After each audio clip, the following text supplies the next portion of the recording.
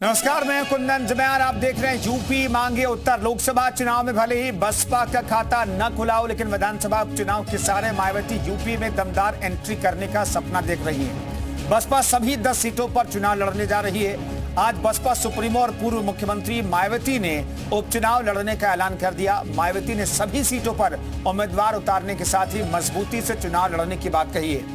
मायावती के इस कदम को 2027 की तैयारियों के रूप में भी देखा जा रहा है। उपचुनाव में मायावती कुछ बड़ा करने 2027 की पिच मजबूत करने का सपना लेकर के उतरेंगी, लेकिन बड़ा सवाल यह है कि उपचुनाव में दूर रहने वाली मायावती के इस उपचुनाव में उतरने से किसे फायदा होगा और किसे नुकसान होगा। ऐसे ही कई सवालों के उत्तर यूपी मांगे उत्तर में आज तलाशेंगे। हमारे साथ मेहमानों का खास पैनल मौजूद होगा, लेकिन चर्चा की शुरुआत करने से पहले आपको एक रिपोर्ट दिखाते हैं। राहुल गांधी जी और अखिलेश यादव जी का स्वागत करते हैं।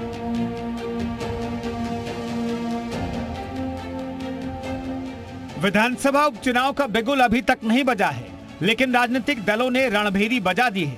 सभी दल उपचुनाव के मैदान में कमर कसकर तैयार हैं। बीजेपी अखिलेश यादव के गढ़ में हुंकार भर रही है। शनिवार को खुद सीएम योगी आदित्यनाथ मिल्कीपुर सीट पर मोर्चा संभालने पहुंचे। पार्टी पदाधिकारियों और कार्यकर्ताओं को जीत का मंत्र दिया।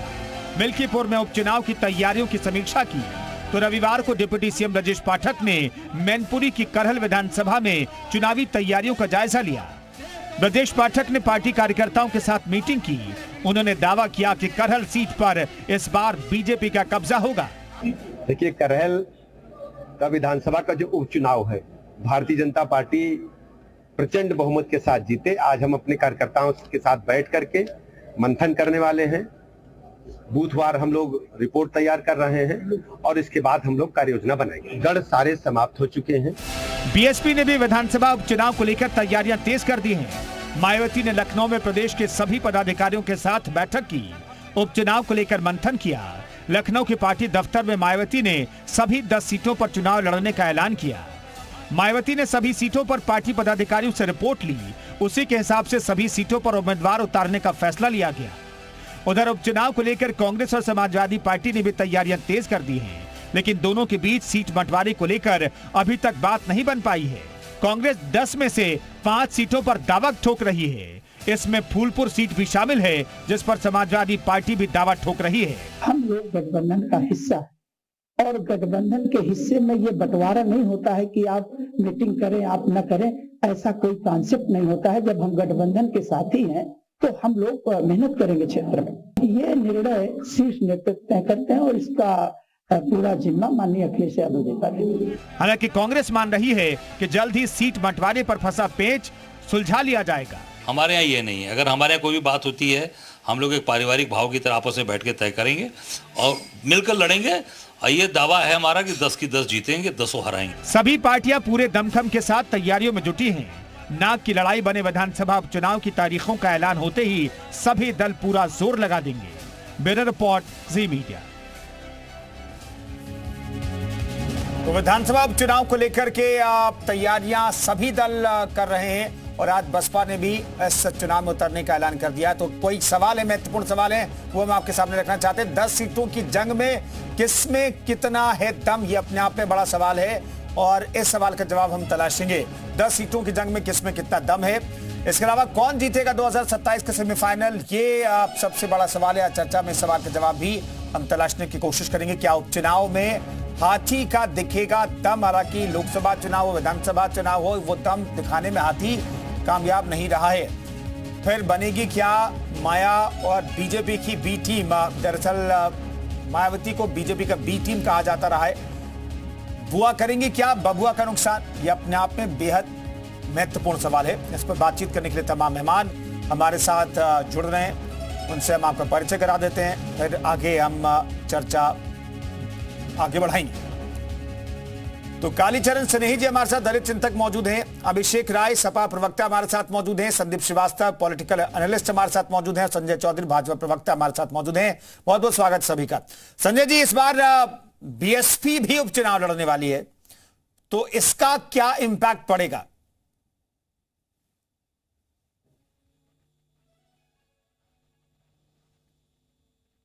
संजय जी, आपकी आवाज नहीं आ रही है। हेलो। हाँ, अब कहिए। कुंदन जी, आवाज आ रही है? जी, आ रही है।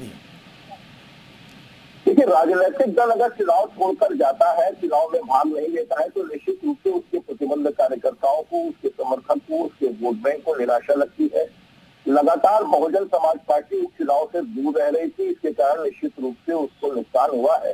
और मुझको लगता है कि बहुजन समाज पार्टी चुनाव में पूरी तैयारी के साथ लड़ेगी, तो द्विपक्षीय लड़ाई के बजाय जब ट्रायंगुलर फाइट होगी, तो निश्चित रूप से मुझे लगता है कि उस ट्रायंगुलर फाइट का फायदा भारतीय जनता पार्टी को मिलेगा।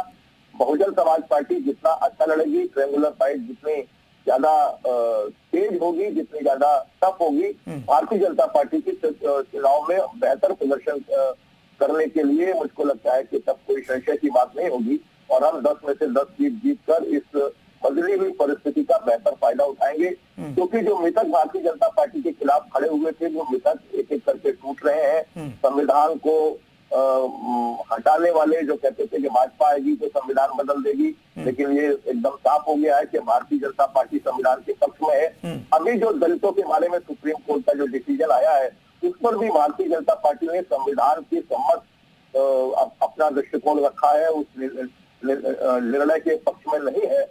और जिस प्रकार से पीडीए की बात करने वाले लोग अपने जब नेतृत्व देते हैं तो पीडीए को भूल जाते हैं और महंगाई को बढ़ाने के साथ जो कहते थे कि हम आएंगे महंगाई को कम करेंगे, उन्होंने अपने राज्यों में क्योंकि महंगाई बढ़ाई है तो उनका जो सच है, उनका जो चेहरा है वो सामने आ गया है। मुझको लगता है कि इस बदली हुई परिस्थिति के अनुसार बहुजन समाज पार्टी के भी इस चुनाव में तेजी से भाग लेने के कारण भारतीय जनता पार्टी निश्चित रूप से अपने 10 सीटों पर बड़ी जीत हासिल करेगी। ठीक है, अभिषेक राय साहब, क्या डेंट लगेगा?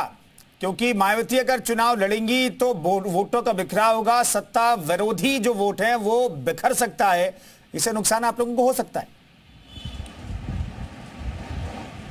कुंदन जी, देखिए, अभी हमारे भाजपा के मित्र ने एकदम साफ स्पष्ट कर दिया कि ये डिवाइड एंड रूल की पॉलिसी पे चलते हैं।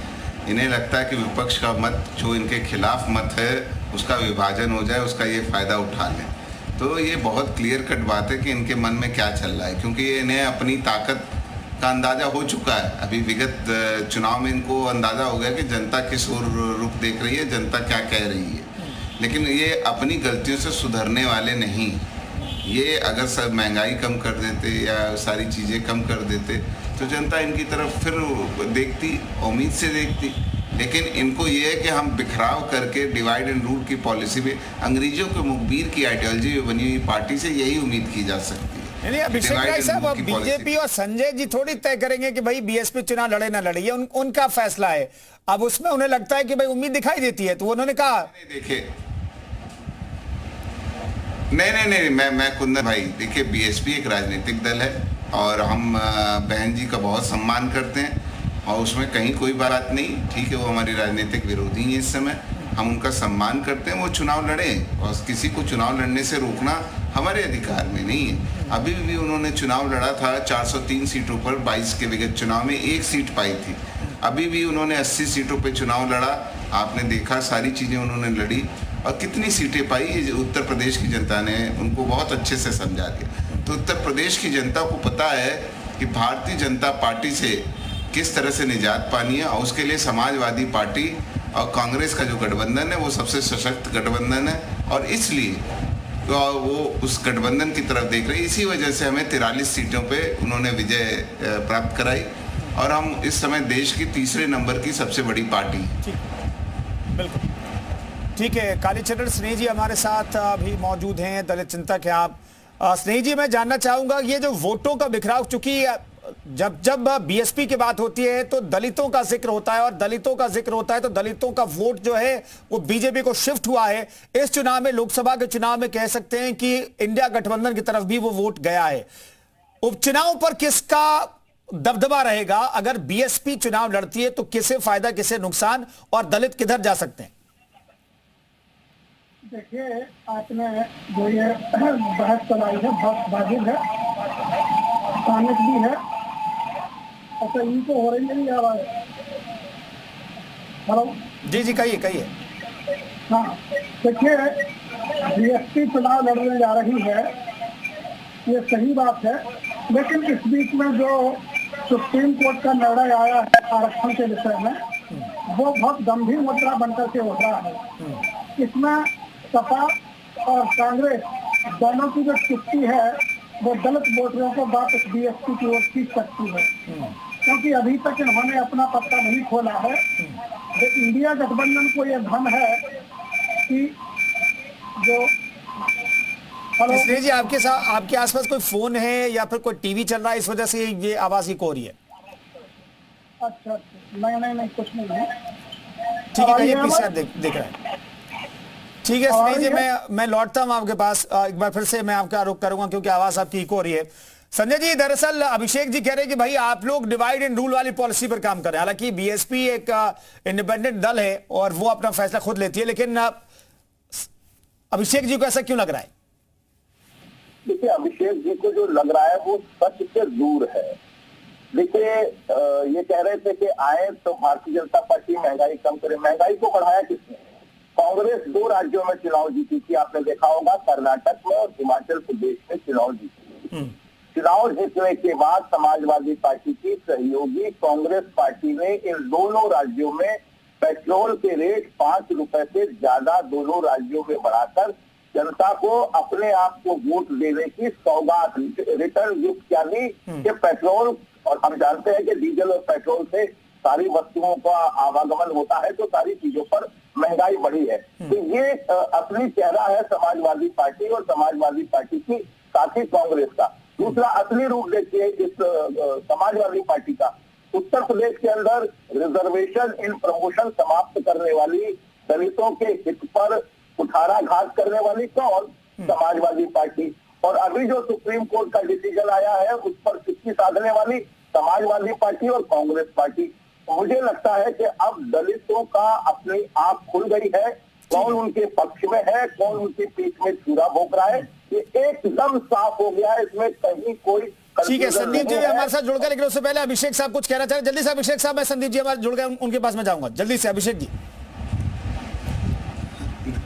देखिए, मैं कुंदन भाई, बहुत सीधी सी बात है, अपने भाजपा के मित्र को जरूर ये बताना चाहूंगा कि अगर इनकी मंशा होती तो ये महंगाई को डायन कह के आए थे 2014 से। 11 साल सरकार चला ली और उत्तर प्रदेश में पिछले 7.5 साल से सरकार चला रहे। अब ये बहाना दूसरी पार्टियों के ऊपर डाल रहे हैं, अपना कलंक जो है दूसरे पार्टियों पे डाल रहे हैं कि साहब उन्होंने क्यों नहीं किया, इन्होंने क्यों नहीं। अरे आप तो उत्तर प्रदेश सबसे बड़ा सूबा है जिसके पास 27-28 करोड़ की आबादी है। आप बता दीजिए टमाटर का रेट क्या है, आप बता दीजिए प्याज का रेट क्या है, आप बता दीजिए तेल का रेट क्या है, आप सारी चीज़ें बता दो ना। खाने की थाली महंगी कर दी साहब आपने, और शर्म नहीं आती आप लोग को? ये चैनलों पे बैठ के झूठ बेचते हो आप लोग। क्या झूठ बेचते हो? जनता तो एकदम समझदार है। अभी सबक सिखाया है आपको, सबक सीखना नहीं चाहते हो, उसके बाद भी आप लगातार इस तरह के झूठ अनगढ़ बयान के लगातार किए चले जा रहे हो। ठीक है। और आपने कितने रोजगार पैदा कर दिए, जरा मुझे रोजगार बता आपका चेहरा सामने आ गया है। अरे आप छोड़ दीजिए, आप छोड़ दीजिए, इस तरह की बातें मत करिए, इस तरह की बातें मत करिए। रिजर्वेशन इन प्रमोशन पर आपका क्या नजरिया है, जरा बताइए। आप रिजर्वेशन इन प्रमोशन को आपने जो सवाल किया, इसका जवाब दीजिए ना। सुन लो, कहाँ 80 में 80 जीत रहे थे, 33 पे आ गए हो, 33 पे आ गए, 80 में 80 जीत रहे थे। अभी जनता और समझाएगी, अभी जनता अगली बार 24 तो अभी झांकी है, 27 अभी बाकी है। 24 तो अभी झांकी है, 27 अभी बाकी है। संजय चौधरी जी, ठीक है, 27 अभी बाकी है। विपक्ष को लग रहा है बैठे हुए हो ना, वो सब एकदम पता चल जाएगा। अरे वो आपको भी पता चल जाए, शासन प्रशासन का दम लगा लो दम के नाम लिस्ट से गायब करवा दो। अरे करवा दो, देख लेना, तब भी जनता आपको जवाब देगी। हम 10 की 10 सीट जीतने जा रहे हैं, हमारा गठबंधन 10 की 10 सीटें जीतने जा रहा है। चलिए, दोनों तरफ से 10 के 10 सीट जीतने का दावा एक बार फिर से हो रहा है। मैं लौट रहा हूं अभिषेक जी और संजय जी। संदीप जी हमारे साथ जुड़ गए। संदीप साहब, हमें बताइए कि दरअसल अब उपचुनाव हो रहा है, बीएसपी भी चुनाव लड़ने का ऐलान कर दिया। बीएसपी ने किसे फायदा किसे नुकसान होगा वो तो हम देखेंगे, लेकिन इसके मुद्दे कौन से रहेंगे, जरा इसका भी जिक्र कर दीजिएगा जल्दी से। देखिए, मुद्दे एकदम मायावती जी ने साफ स्पष्ट कर दिया है कि चाहे वो बेरोजगारी हो, चाहे दलितों का अत्याचार हो, या जो बहुत सारे ऐसे मुद्दे हैं जिन मुद्दों पर 14 साल बाद मायावती जी या बीएसपी उपचुनाव लड़ने जा रही है। कुंदन जी, जो पहला मुझे लगता है ये सबसे बड़ा मायावती जी ने ये तय कर रखा है कि इस बार उपचुनाव में वो पूरी जोर शोर के साथ चुनाव लड़ेंगी। और जो कहा जा रहा है कि बीजेपी की बी टीम के तौर पर उनको यहाँ पे दर्शाया जा रहा है कि वो बीजेपी की बी टीम के तौर पर यहाँ लड़ेंगे, लेकिन लोकसभा चुनाव के परिणामों के बाद उनका जो वोट शेयर है वो शायद कांग्रेस से भी नीचे चला गया है। तो मुझे लगता है कि कांग्रेस के जनाधार को या पूरे विपक्ष के जनाधार को कमजोर करने के लिए मायावती जी एक बार वो उत्तर प्रदेश के चुनाव में अपने आप को सक्रिय करना चाहती हैं, चाहे वो दलितों के विरोध की बात की जाए, चाहे वो आरक्षण की बात की जाए, चाहे अन्य विषय की महंगाई हो, बेरोजगारी हो, बहुत सारे धार्मिक उन्माद को लेकर कहा जाए, बहुत सारे ऐसे विषय हैं जिसमें मायावती जी ने इस बार अपने जो 14 साल बाद चुनाव लड़ने जा रही है उसमें वो पूरे जोर शोर के साथ जो प्राप्त की बैठक हुई जिसमें उन्होंने 3 सीटों पर अपने प्रत्याशी को घोषित भी कर दिया है। कुंदन जी, मुझे लगता है कि इस बार वो पूरी तरह से कमर कसकर उत्तर प्रदेश की जनता से ये आह्वान करना चाहती हैं कि बसपा सुप्रीमो मायावती जी कहना चाहती हैं कि वो लगातार निरंतर जनता की सेवा में बनी रहेंगी। और इसी के आधार पर देखिए जो मीटिंग हुई है उसमें आकाश आनंद भी नहीं थे। मायावती जी ने अपने ऊपर ये पूरी मीटिंग तय की, उन्होंने सारे जिला अध्यक्षों को बुलाया, सारे पार्टी कार्यकर्ताओं को बुलाया। कुल मिलाकर के जो दलित वोट शिफ्ट हुआ है इंडिया गठबंधन की तरफ उसे डेंट लग सकता है। स्नेह जी हमारे साथ मौजूद हैं। स्नेह, मैं आ रहा हूं संदीप सर। स्नेह जी हमें बताइए कि ये दलित वोट जो हैं वो इंडिया गठबंधन की तरफ क्या कांग्रेस की वजह से शिफ्ट हुए? ऐसा क्या दिखा दलित वोटर्स को कि वो इंडिया गठबंधन की तरफ शिफ्ट हुए? क्या संविधान बदलने की जो बात है चुनाव में कही गई बड़े पैमाने पर कि भाई बीजेपी आ जाएगी तो संविधान को खतरा है और आपके आरक्षण को खतरा हो सकता है, तो क्या इस वजह से ये शिफ्ट हुआ? और इस विधानसभा के उपचुनाव 10 सीटें चुकी है तो उस पर चर्चा जरूरी है, किधर जा सकता है वोटर? देखिए, बिल्कुल सही कहा, अपने संविधान की प्रति लहरा करके इंडिया गठबंधन में अपना जन समर्थन प्राप्त किया था और संविधान बचाना दलितों की प्रायोरिटी बन गया था।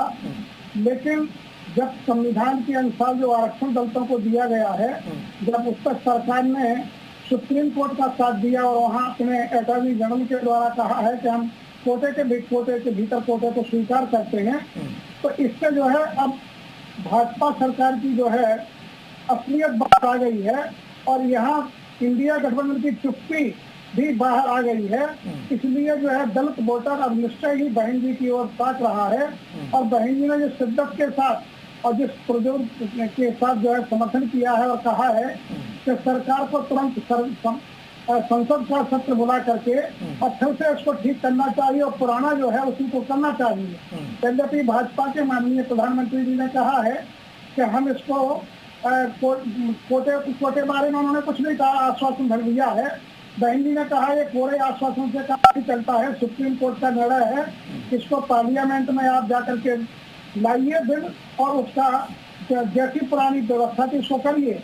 अब इस पर क्या रुख अपनाती है भाजपा सरकार ये तय करेगा।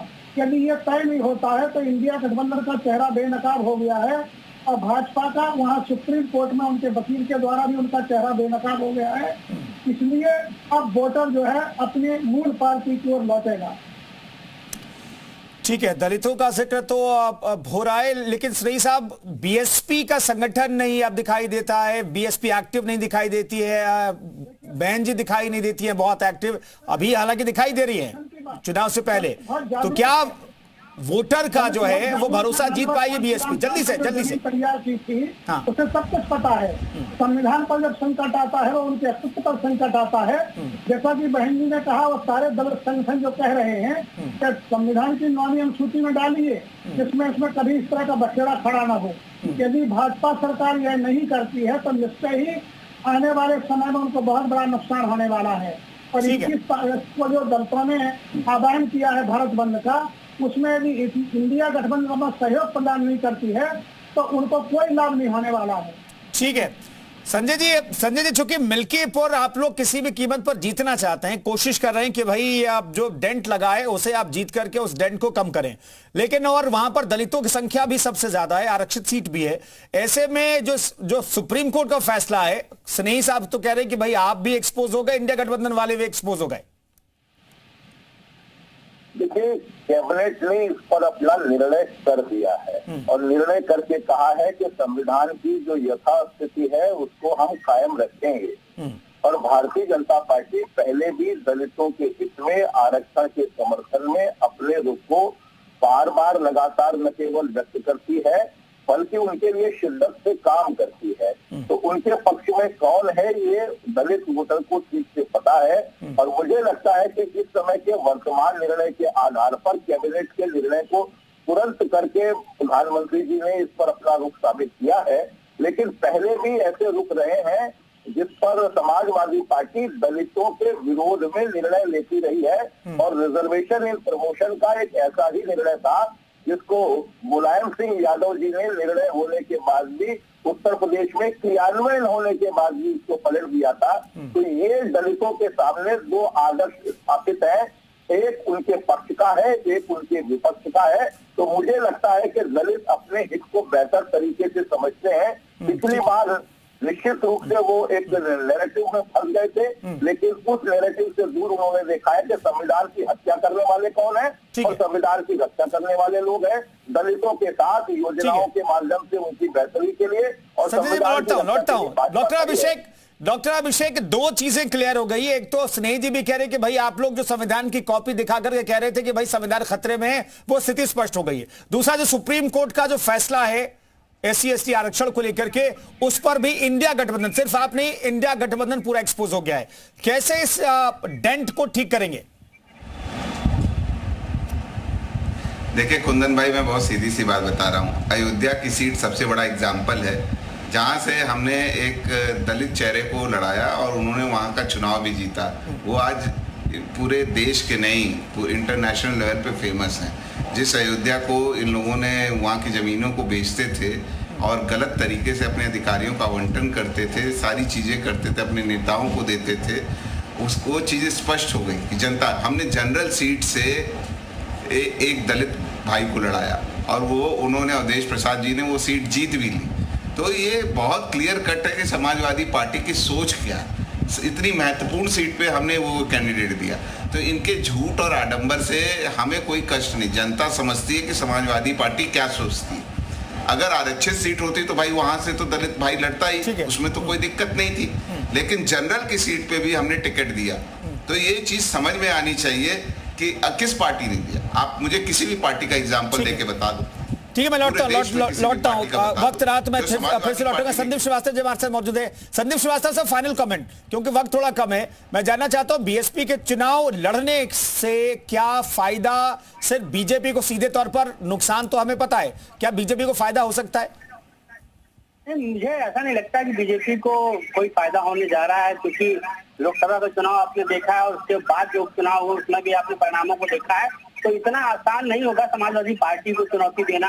इन उपचुनावों में जिस तरीके से पीडीए का जो नारा है, अखिलेश यादव लगातार उस पर बने हुए हैं और लगातार उन लोगों को महत्व दे रहे हैं, तो मुझे नहीं लग रहा है कि इतना आसान बीजेपी के लिए 10 सीटों का चुनाव, जिसमें 9 सीटें हैं और एक फारूक सोलंकी के सजा कटने के बाद एक 10वीं सीट बनी है, तो मुझे लग रहा है कि इतना आसान नहीं होगा। बीजेपी को काफी मेहनत करनी पड़ेगी। और इंडी गठबंधन में अगर कांग्रेस समाजवादी पार्टी का गठबंधन इन उपचुनाव में भी अगर एक बार हो जाता है और लगातार वो निरंतर इस लगातार जनाधार की जिस तरीके की बात कही जा रही है, लोगों से जुड़ते हुए दिखाई दे रहे हैं, तो मुझे नहीं लग रहा है कि इतना आसान होगा इन चुनाव में बीजेपी या समाजवादी पार्टी या कोई भी गठबंधन की बात कर ली जाए तो भाजपा के लिए बहुत आसान टारगेट तो नहीं है। चुनौती मुझे लग रहा है कि शायद समाजवादी पार्टी इस बार। ठीक है संदीप जी, बहुत बहुत धन्यवाद आपका, सब तमाम मेहमानों को बहुत बहुत शुक्रिया। तो बीएसपी 14 साल के बाद उपचुनाव लड़ने का फैसला करती है, लेकिन कहा जा रहा है कि ये बीजेपी के फेवर में हो सकता है, इंडिया गठबंधन का अगेंस्ट हो सकता है। लेकिन संदीप श्रीवास्तव साहब कह रहे हैं कितना आसान भी बीजेपी के लिए नहीं है। लेकिन चुनाव का ऐलान अभी हुआ नहीं है, तब तक कई मुद्दे सामने आएंगे, मुद्दे गढ़े जाएंगे, उस पर हमारी नजर लगातार बनी रहेगी और यूपी मांगे उत्तर में इस पर चर्चा करते रहेंगे। फिलहाल एक छोटा सा ब्रेक, फौरन लौटते हैं, बने रहिए उत्तर प्रदेश उत्तराखंड के साथ।